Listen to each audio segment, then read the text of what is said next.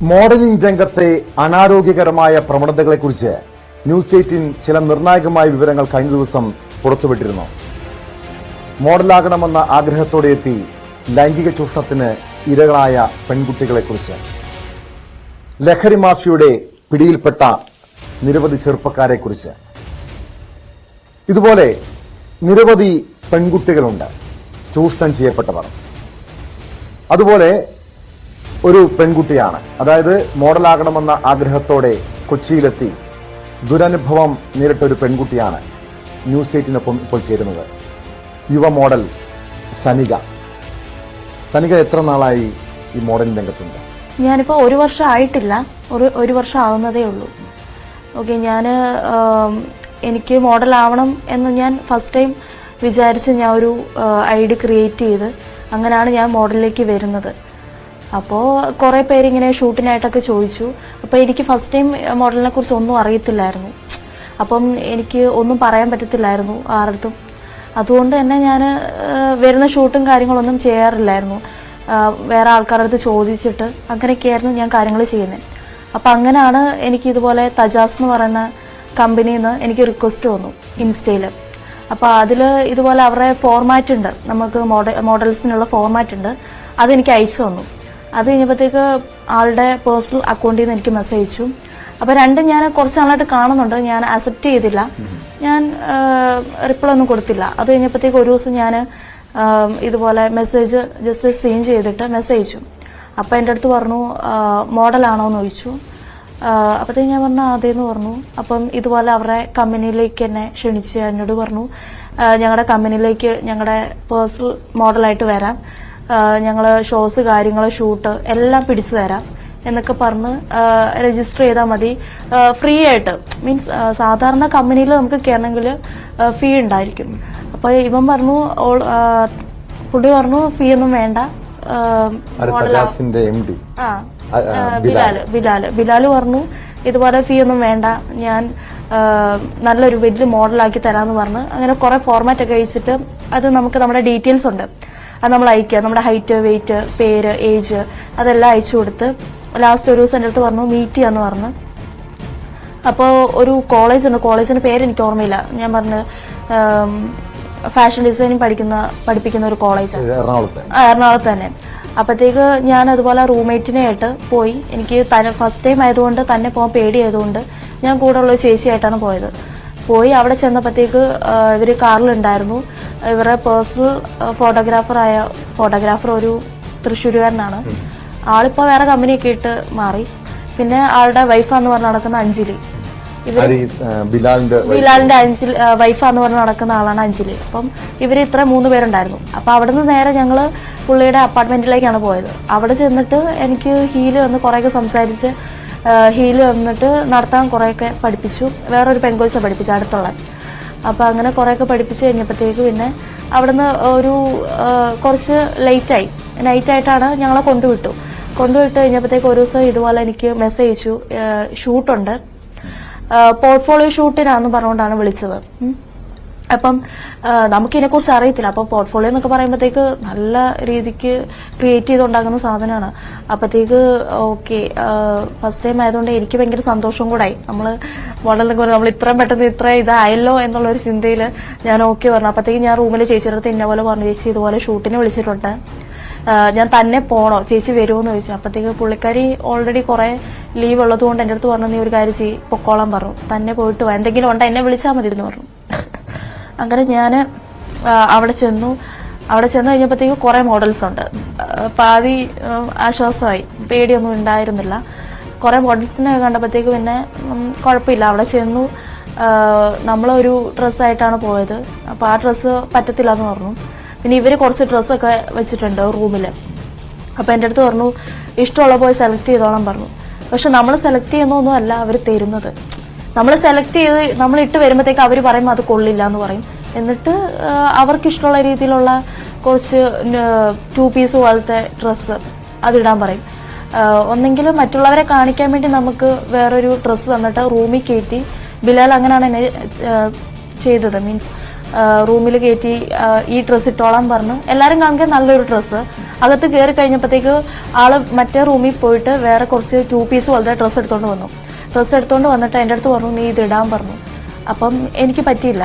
ഇതുപോലെ ബാത്റൂമിൽ കയറ്റിയിട്ട് എൻ്റെ അടുത്ത് പറഞ്ഞു ഇന്നേഴ്സ് ഒന്നും ഇടണ്ട, ഇത് ജസ്റ്റ് ഒന്ന് ഇട്ട് എന്നെ കാണിക്ക്, നിന്റെ ബ്രസ്റ്റ് ഒന്ന് കാണാൻ വേണ്ടിയാന്ന് പറഞ്ഞു.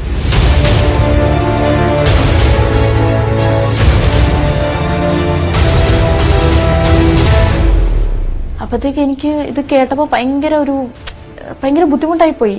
നമ്മൾ ഫസ്റ്റ് ടൈമാണ്, എനിക്ക് എന്ത് ചെയ്യണമെന്ന് അറിയത്തില്ല. ആകെ ശരീരമെല്ലാം വിറച്ച് ഭയങ്കരമായിട്ട് ആ ഒരു മൊമെന്റിൽ നമുക്കൊന്നും ചെയ്യാൻ പറ്റത്തില്ല. അപ്പം ഞാൻ പറഞ്ഞു നിങ്ങൾ ഇവിടെ നിന്ന് ഇറങ്ങി പോകാൻ പറഞ്ഞു. ഞാൻ മാറിക്കോളാന്ന് പറഞ്ഞു, ഞാൻ ഇട്ടോളാന്ന് പറഞ്ഞു. ഞാൻ സമ്മതിക്കുന്ന രീതിയിൽ പറഞ്ഞു ഞാൻ ഇട്ടോളം, ഇറങ്ങി പോകാൻ പറഞ്ഞു. അത് കഴിഞ്ഞപ്പോഴത്തേക്ക് പുള്ളി എന്നെ ടച്ച് ചെയ്യാനൊക്കെ വന്നു. അപ്പോഴത്തേക്ക് ഇതാക്കി വന്നപ്പോൾ ഞാൻ ഡ്രസ്സ് ഇടുന്നതിന് മുന്നേ എന്നെ ടച്ച് ചെയ്തു, മോശമായ രീതി ടച്ച് ചെയ്തപ്പോഴത്തേക്ക് എനിക്ക് അതിലും ഭയങ്കര ബുദ്ധിമുട്ടായപ്പോൾ ഞാൻ ഇറങ്ങിപ്പോന്ന് എന്നെ പറയുന്നുണ്ട്. അത് കഴിഞ്ഞപ്പോഴത്തേക്ക് ഞാൻ ബാത്റൂമിൽ നിന്ന് റൂമിലേക്ക് ഇറങ്ങി കഴിഞ്ഞപ്പോഴത്തേക്ക് പുള്ളി പോകുന്നില്ല. പുള്ളി എന്നിട്ട് എൻ്റെ അടുത്ത് ബിലാൽ എൻ്റെ അടുത്ത് ചോദിക്കുന്നത് ഞാൻ പോണോ ഒരുമാതിരി ഒരു വൃത്തികെട്ട രീതി ചോദിക്കുന്നില്ല, മോശ രീതി അങ്ങനെയാണ് സംസാരിക്കുന്നത്. ഞാൻ പോണോ ഞാൻ നിർബന്ധിച്ചു.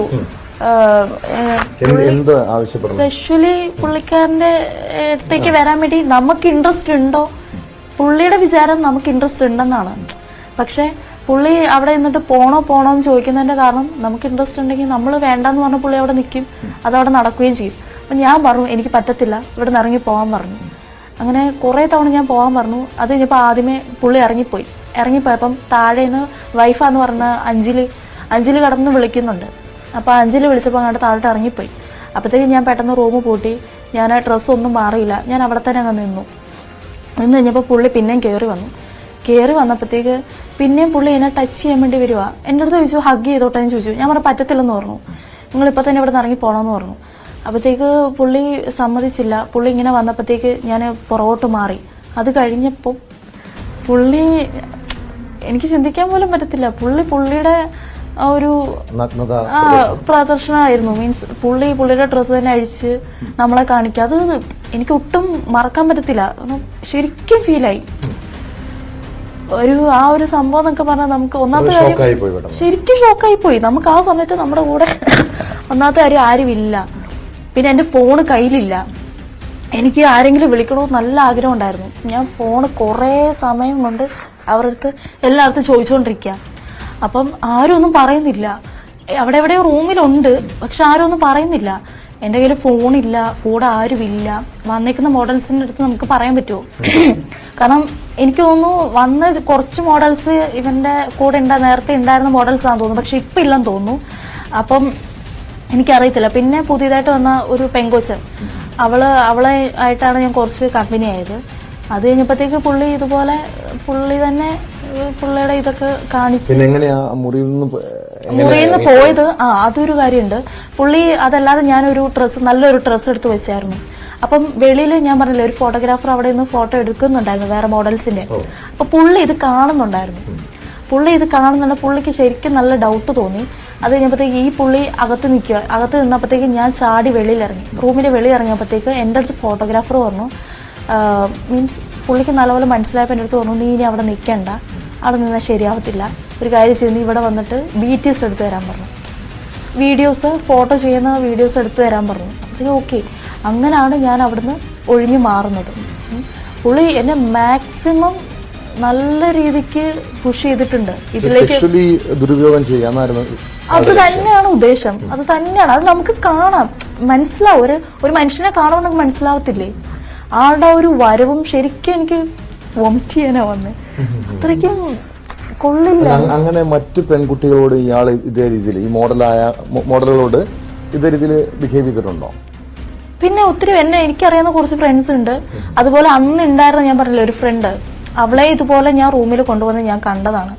കൊണ്ടുപോയി വേറൊരു എൻ്റെ അടുത്ത് എന്നിട്ട് അവൻ പറഞ്ഞു, ബിലാല് പറഞ്ഞു നീ ടെറസിൽ പൊക്കോന്ന് പറഞ്ഞു. കാരണം എന്നെ റൂമിൽ നിന്ന് അവൻ ഇറക്കിയിട്ട് ഞാൻ ഓളുടെ അടുത്ത് കാര്യം പറയുന്ന ഓർത്തിട്ട് അവൻ എന്നെ അപ്പം തന്നെ അവിടുന്ന് മാറ്റാൻ ശ്രമിച്ചു. എൻ്റെ അടുത്ത് പറഞ്ഞു നീ ടെറസിലൊന്ന് പോകാൻ പറഞ്ഞു. അപ്പൊ എനിക്ക് കാര്യം മനസ്സിലായില്ല. അപ്പൊ ഞാൻ ടെറസിൽ പോയപ്പോഴത്തേക്ക് ഒന്നുമില്ല. അപ്പൊ ഞാൻ ഇറങ്ങി വന്നപ്പോഴത്തേക്ക് കാണുന്നത് ഇവളായിട്ട് റൂമിൽ കയറുന്നതാണ്. അപ്പോൾ ഇവളായിട്ട് റൂമിൽ കയറിയപ്പോഴത്തേക്ക് എനിക്ക് കാര്യം ക്ലിക്കായി. ഞാൻ എന്നിട്ട് ആ മറ്റേ ഫോട്ടോഗ്രാഫേഴ്സിൻ്റെ പുള്ളിയുടെ അടുത്താണ് നിന്ന് കഴിഞ്ഞപ്പോഴത്തേക്ക് കുറച്ച് കഴിഞ്ഞപ്പോഴത്തേക്ക് ഇവളായിട്ട് റൂമിൽ നിന്ന് ഇറങ്ങുന്നുണ്ട്. അപ്പം ഇവളുടെ ഫേസൊക്കെ ഭയങ്കര നമുക്കൊരു അത് കാണുമ്പോൾ മനസ്സിലാവും എന്തോ സംഭവിച്ചിട്ടുണ്ടെന്ന്. അവളുടെ അടുത്തും ഇതുപോലെ ബാഡായിട്ട് ഉണ്ടായിട്ടുമുണ്ട്. അവളെ ശരിക്കും സെക്ഷുവലി അബ്യൂസ് ചെയ്തിട്ടുണ്ടോ ആരെങ്കിലും അങ്ങനെ അറിയാവോ? അങ്ങനെ അറിയത്തില്ല, പക്ഷെ ആള് ശ്രമിച്ചിട്ടുണ്ട്. അപ്രോച്ച് ചെയ്യും, നല്ല രീതിക്ക് അപ്രോച്ച് ചെയ്യും ആള്. പിന്നെ കൂടുതലും എന്തെങ്കിലും വേറെ പുള്ളിക്ക് എന്തെങ്കിലും പ്രശ്നം ഉണ്ടായിട്ടായിരിക്കും പുള്ളി കൂടുതൽ നമ്മളെ പിടിച്ചു കെട്ടി ചെയ്യാത്തത്. പക്ഷെ മറ്റേ എൻ്റെ ഒരു ഫ്രണ്ട് എന്ന് പറയില്ലേ, ഓളെ ഇതുപോലെ റൂമിൽ കയറ്റി കിടത്തി വാപൊത്തി ചെയ്യാൻ ശ്രമിച്ചിട്ടുണ്ട്.